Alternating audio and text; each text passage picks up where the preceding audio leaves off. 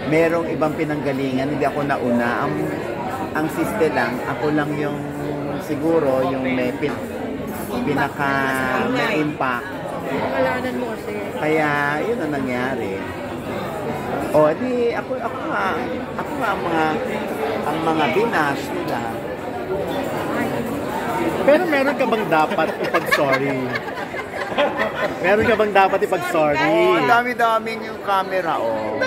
Meron ka bang dapat ipag-sorry or wala? Ha? Wala kang... Nag-sorry ako sa na. mga na-offend namin sa balita namin, yung hindi nakagusto ng balita namin, sorry.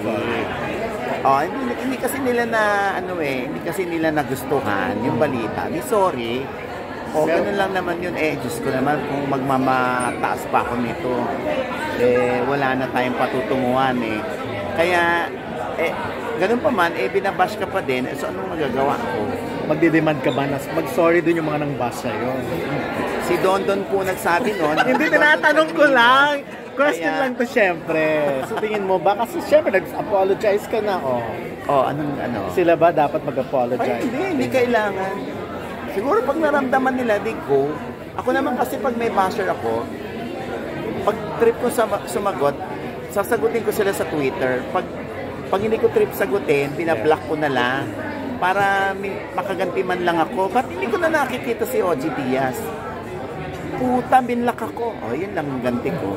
Binlock ko sila. At least hindi ako nagpakawala ng masakit na salita. Nagkaroon ko ba naman mga nakakot sa security? Ano na? Security mo, personal. Hindi, in fairness naman sa mga fans. In fairness. Walang death threat? Hanggang ano lang naman, hanggang bunganga lang. Ay, may tweet lang, oo. Normal naman yan. Diyos ko, hindi naman tayo aabot sa ganun. OA naman. Hindi, walang death threat. Ha? Walang death threat? Pero nag-trending kasi kung grabe. Bibigyan mo sila ng idea, Don. Baka posible ang hindi naman, binasa ko kasi na, di ba, number one trending. Kasi tinitignan ko talaga, di ba? Binasa ko, so meron talagang mga pagbabantaran somehow. Pwede ba kita maging security? Hindi ka nag-worry sa gano'n. Ganun lang naman ng mga fans. Talak lang naman sila ng ganun. Tapos, eventually, pag, di kung feeling nila, sila pa din, yung mga iniidolo nila, sila pa rin, di, good. Kung para sa kanila, mali ako, di mali ako. Kung para naman sa iba, tama ako, di thank you. So, natatanggap mo na mali ka, di ba? Hindi talaga break, Katrina, natatanggap mo na. Pag nangyari yon, pag inamin nila na kahit kailan hindi kami naghiwalay, hindi kami maaaring nagkatampuhan ganyan, pero hindi kami naghiwalay. Ngayon, hintayin natin yun. Aaminin mo, usap na ba sa'yo pagka naglalabas ka ng issue tapos pag naglalabas ka ng something na revelation tapos kinakausap ka ng artista? Kinakausap ako? Like kung kinukuha mo raw yung side or... Kaya nga, di ba, lagi namin sinasabi, ito po yung nababalitaan namin, hindi pa to confirm. Hintayin nating magsalita sila para pabulaanan or ikumpirma yung nakarating sa ating balita. Ganun naman lagi, lahat tayo mga reporter, hindi ba natin ginagawa yun? Kagaya na nangyari with Julie and Coco, ikaw yung naglabas ng something tapos Julie and Coco before na nag-something, di ba? Tapos parang mali ba ako? Ha? Mali? Kaya nga, di ba? Parang gano'n. Parang may mga times na kinakausap. Hindi. In fairness kay Coco, nagva-Viber kami ni Coco. Kahit noon. Oo. Hindi siya nagalit din sa... Hindi nagagalit si Coco sa ganun. Ngayon walang kumumpronta sa'yo. Walang Gusto mo bang may kumumpronta sa akin doon? Tinatanong ko nga. Nasa-suggest mo ba? Hindi, tinatanong ko lang kung may nag-text na ba sa'yo, tumawag ba sa'yo. Kasi syempre, hindi ka naman parang iba na sa showbiz, diba? Kumbaga, wala naman. Kung may mga direct access naman na pwede kang tanungin kung wala naman. Ako nag-iintay lang naman kung merong magsasalita. Alam mo, ito mga reporter tayo. 'Di ba minsan meron tayong mga info. Solid yung info mo. Ito generally speaking solid yung info mo. Tapos, minsan galing pa mismo sa artista. Maloloka ka na lang isang araw, ha? Ba't niya dinideny? Eh, siya nagsabi sa akin. Saan na naman tayo lulugar noon? Anong kalalagyan natin? Mukha na naman tayong tae na parang wala tayong kwenta. Hindi, ang ending niyan, isasabihin mo, para iangat mo yung credibility mo, siya yung source. Bakit hindi dinay ngayon, hindi ba? Kasi ibabangon mo rin yung reputasyon mo kung sinisira, di ba? Kaya minsan, sana itanong mo muna sa artista kung tama o mali yung ano. Paano kung tama naman yung sa akin, idininay ng artista? Pero option niya nag-reach out sila. Hindi naman. Wala. Hindi nila dinideny din. Hindi nila dinideny. They don't deny nor compare. Oh, you're putting words into my mouth.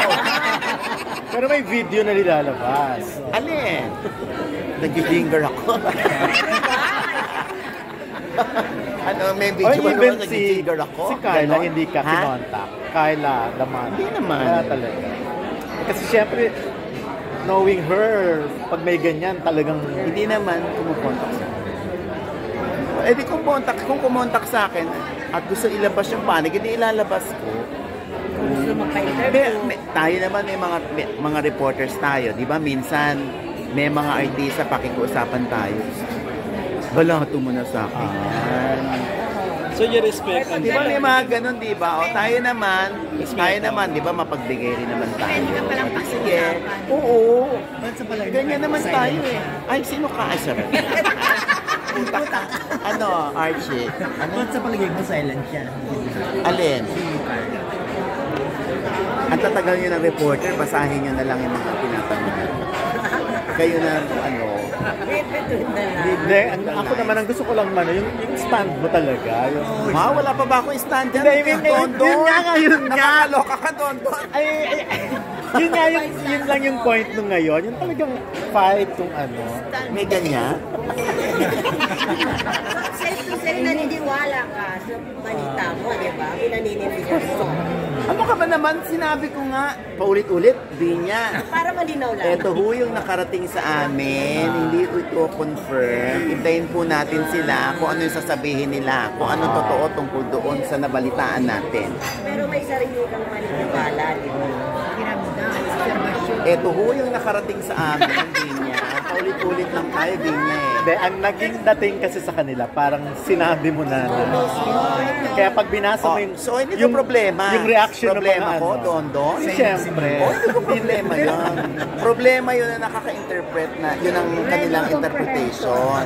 Mami Ogs, reaction mo na lang na in-unfollow na raw ni Catherine si Blight sa kanyang Instagram because of that. Nasa vlog ko yun eh. Doon yun na lang ano eh. Ano ba yun? Ayaw i-share! Sinusulit. Share mo naman yung milyones mo. Siglay siya. Sa ano nga? Share mo naman sa Alam niyo amin. lahat yung mga nagbablog po yan. Ako pa ba? Nagbablog din ako. Gusto ko doon sa vlog ko. Ang daya ay i-share. Huwag ako, di niya. Pinapanood namin. Balikan lang po natin. Doon nakuha niyo po yung Again, ito po yung nabalitaan namin. Hindi po ito confirm. Hintayin po natin sila magsalita kung ano ang totoo. Basta importante, at the end of the day, gusto ko sila pa rin. Okay. Na-flatter ka ba na nabulabog yung Katniel Pans nung ikaw ang nagsalita? Ang nagsabi ng Nagsimula sa'yo. Kumbaga, hindi naman sa kanya Grabe nagsimula. grabe naman na-flatter. Ikaw raw nag-umpisa. Pero nung ikaw nang nagsalita, Yung kumbaga parang na-flatter may ka ba kredibilidad ka. Parang na nagwala nakaka-flatter sila sa'yo. dahil sa'yo. Parang kung iba nagsabi, hindi nila Hindi papansinin. ko alam pa na magiging damdamin ko sa flatter. At may mga ganyan na flatter. Oo. Na, May nangyari nga yan, na ikaw talaga. Oo. At saka gumawa sila ng ano, gumawa sila ng ito hashtag na para nga. sa'yo. Ito na nga. Dapat nga pauwi na ako. Okay. Kasi, Boy, naharang niyo pa.